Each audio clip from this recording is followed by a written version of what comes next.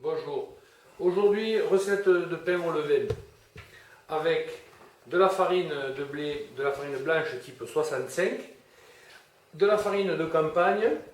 Ces farines sont disponibles dans les magasins Carrefour. Ensuite, il nous faut de l'eau du robinet, une balance ménagère et du levain. On peut aussi faire obtenir le même résultat avec de la levure de boulangerie. Mais le fait de faire ça avec du levain naturel permet d'avoir un meilleur goût. Alors le levain, qu'est-ce que c'est? En fait, le levain, c'est de la farine et de l'eau mélangées. Et les levures et les bactéries qui sont naturellement présentes dans la farine fermentent, se développent et se multiplient et ensuite permettent la fabrication de bulles dans le pain. Voilà. Donc on va mesurer successivement les quantités de farine et d'eau que l'on plongera ensuite dans cette cuve, laquelle cuve se monte sur un pétrin et on pétrira notre pâte avec ce crochet. Voilà. Donc la farine blanche tout d'abord, nous allons en mettre, on va faire un mélange de farine, de 2 kg de farine pour 1 kg 350 d'eau.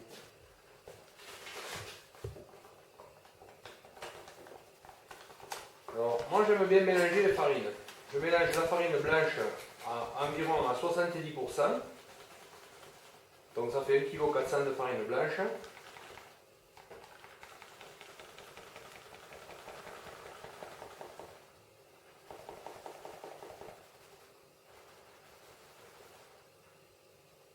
Encore un peu.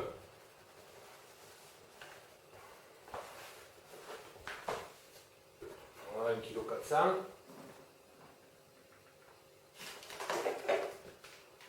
Ensuite, les 600 g de farine complète.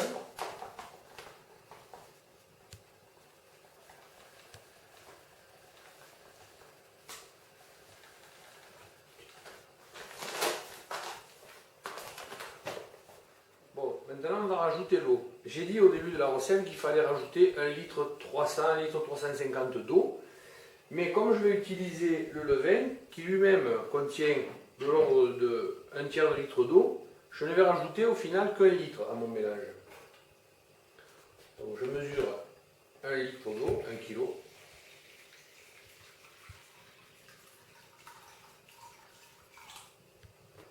Voilà, que j'incorpore.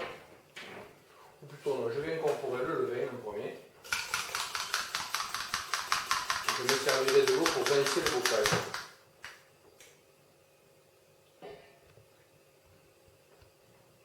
Voilà. Et ensuite j'incorpore mon eau.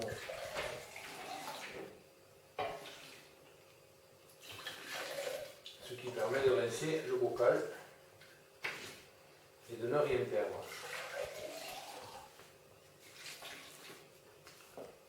Voilà.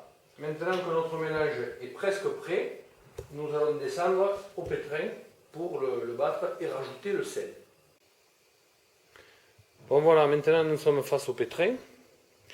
C'est un pétrin professionnel 20 litres qui me permet de préparer des quantités de pâte de plus de 3 kg. Voilà, donc je vais le mettre en route. Voilà, j'ai mis en place la grille de protection et je vais le faire démarrer.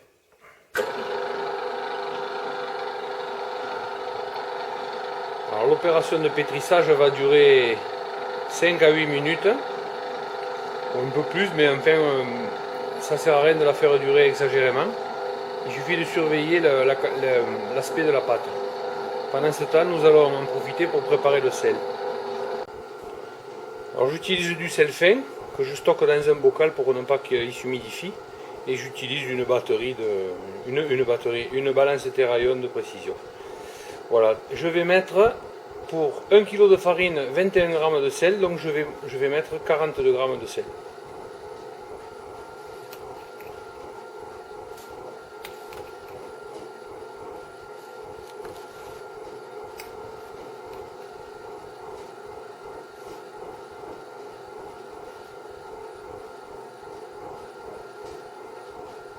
Voilà, 42 g de sel, exactement.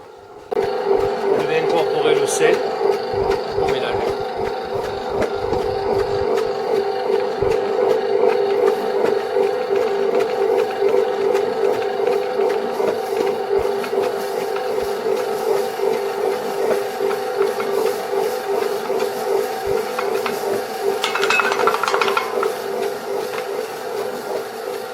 Alors certains disent qu'il faut attendre la fin du pétrissage pour incorporer le sel.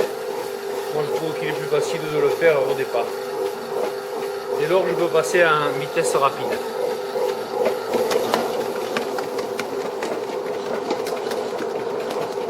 Au bout de quelques minutes de pétrissage, la pâte va prendre un aspect plus blanc et plus lisse. C'est à ce moment-là qu'on pourra arrêter. Pas la peine d'aller plus loin, de toute façon elle s'enroule autour du crochet et on n'obtient pas de meilleurs résultats.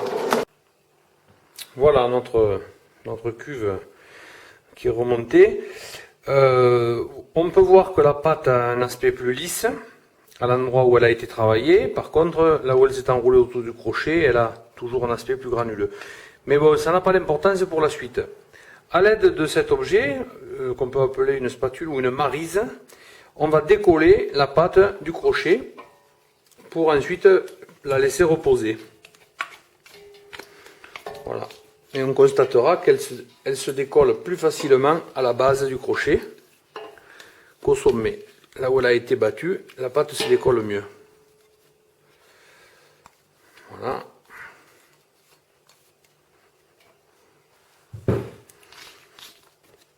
Et nous voilà avec nos 3 kg de pâte à pain dans laquelle on a incorporé le levain et le sel qu'on va laisser reposer maintenant pendant plusieurs heures. Alors c'est fonction de la température ambiante. Là on est en été, il fait chaud, ça va aller assez vite. En hiver, ça peut prendre plus de temps. On va laisser reposer cette pâte 1 heure ou 2 et ensuite on formera les pains. Bon voilà, on retrouve notre pâte après 4 heures et on découvre qu'elle a levé. Elle a levé, mais elle a assez peu levé parce que le levain n'était pas très actif, mais enfin elle a levé suffisamment.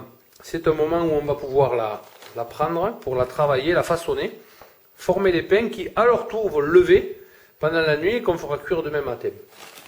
Donc je prends un peu de farine blanche, je saupoudre l'intérieur de ma cuve avec cette farine, ce qui va me permettre avec les mains d'aller passer derrière la masse de pâte qui est devenue très élastique grâce à la formation de bulles, et je me retrouve avec une pâte très souple, bien décollée de la cuve que je vais prendre et travailler sur un plateau fariné. Voilà, un peu de farine sur le plateau.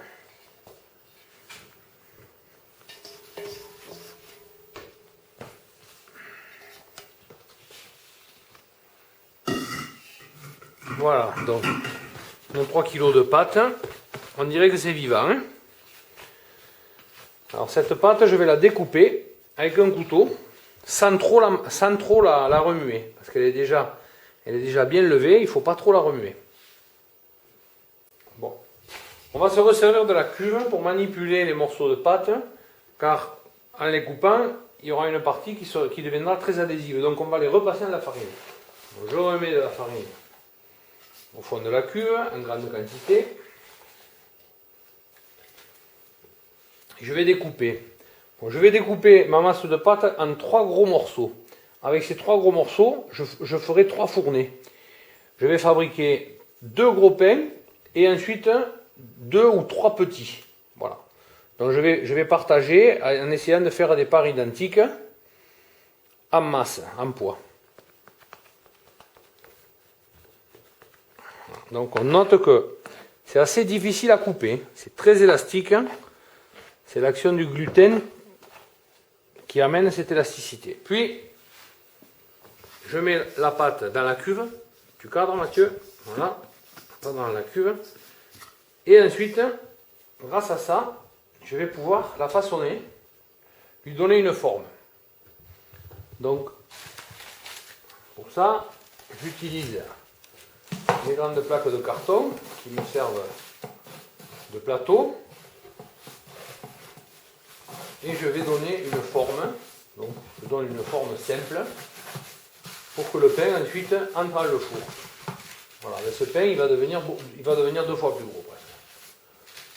Voilà le pain qui a la forme qu'il aura demain. Et demain il va se lever beaucoup plus que ça encore. Hein.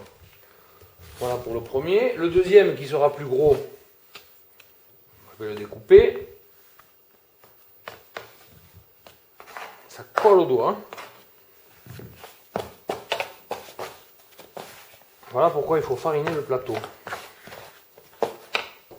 Là aussi, je le trempe un peu dans la farine.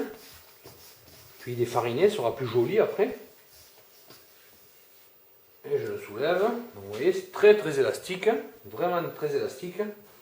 Sans trop le malmener, je le mets sur ma plaque de carton avec ma feuille de cuisson pour éviter. Et là encore, je lui donne une forme, mais sans trop le manipuler. Voilà. Pour le dernier, je vais le couper en 2 morceaux. Donc, je le refarine pour pouvoir le manipuler facilement.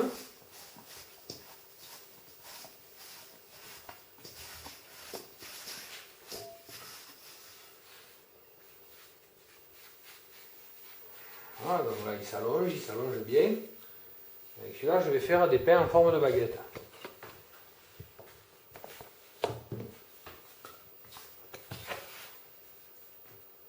Voilà, moi j'aime bien mettre un peu de la farine partout. Et là, je donne une forme que j'arrondis pour faire une baguette qui en fait deviendra un gros pain. Parce qu'il va tellement gonfler que...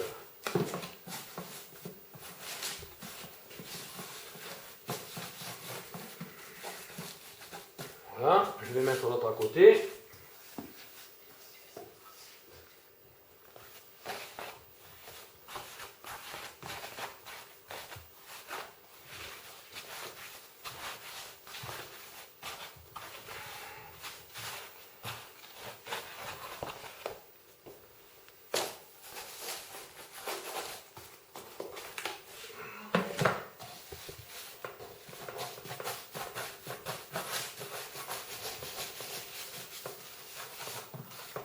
Alors, je ne connais pas bien les gestes des boulangers, mais en général, le résultat est quand même satisfaisant. Donc voilà, les pains sont prêts, je vais les couvrir avec un linge et demain matin, ils se seront bien levés, on pourra les mettre à cuire. Nous voilà le lendemain matin, à 5h30, donc on retrouve nos pains qui ont bien levé. On va donc allumer le four et grâce au thermomètre connaître la température à laquelle il faut enfourner, vers 250 degrés environ.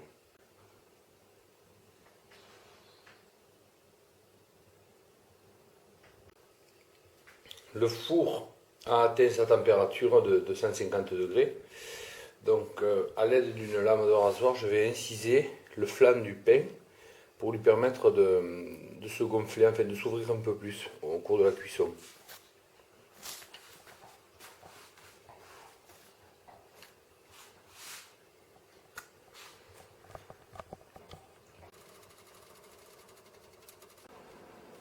Voilà, c'est parti pour 3/4 d'heure de cuisson. Voilà, 3/4 d'heure plus tard, on revient voir comment est notre pain.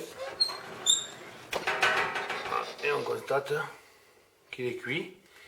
Il a pris une belle couleur, il s'est levé, mais pas tellement. Voilà, donc on va projeter un peu d'eau dessus pour faire dorer la pâte, la croûte. On va laisser 2 minutes de plus. Voilà, on projette un peu d'eau pour dorer et faire durcir la croûte.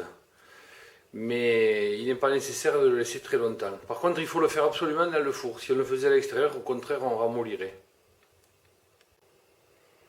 On va sortir le pain du four et on a pris le soin au préalable de préparer une grille. Une grille qui va permettre au pain de sécher. Si on le posait directement sur la table ou sur un support plat, sans le laisser respirer, il se produirait une condensation et le dessous, la partie disons contre la table, serait tout humide et tout ramolli. Voilà le résultat, le pain sorti du four avec sa croûte satinée. On voit très bien l'effet de la lame de rasoir qui a permis au pain de bien s'ouvrir à l'endroit où il a été incisé. Voilà. Voilà les deux petits qui étaient trop serrés et qui se sont un peu soudés à la cuisson. Voilà, mais c'est pas très grave. Hein. Bon voilà, on tourne notre pain 24 heures après, voire même un peu plus. Mais l'avantage du pain au levain, c'est qu'il se conserve un peu plus longtemps. Alors on va le découper et vous allez voir le résultat que ça donne.